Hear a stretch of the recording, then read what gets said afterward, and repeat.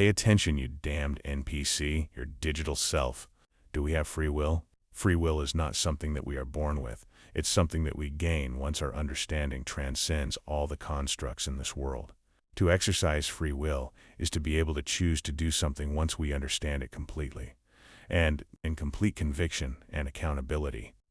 If you're going through life choosing to do things based on what you have heard, what you have seen, or based on what others have told you, it's the right thing to do without you understanding it. You are living an illusion, perhaps even believing that you are in control, but you end up becoming just a reaction to what is happening around you. Understanding what triggers you would mean gaining the power to control you. And as long as you lack control, you will never exercise free will.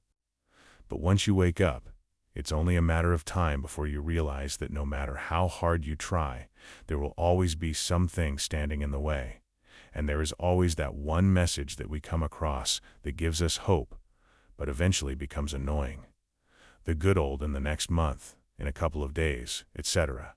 And even if you succeed, a stigma remains of all the difficulties that you had to face to get there.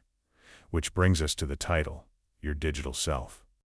This reality is dual in nature. Just as every living thing has a spirit counterpart, this world has a spiritual parallel reality, in which our spirit lives, of which we are a reflection to fulfill spiritual law. As things are fulfilled in heaven, so they must be fulfilled on earth. This is why it can be extremely difficult to achieve something that we could go after, if it is not aligned with what has been granted to our spirit counterpart. If you want to change what happens on the stage, you have to gain power over what or who determines what is placed on it.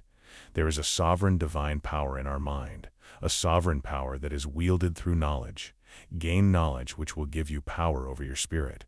Only then will you have control over your life and yourself, and be the action and not the reaction, the cause and not the effect. Thoth mentioned something to think about. Be not afraid of the power within you, for it follows law. As the stars in the sky, don't you know?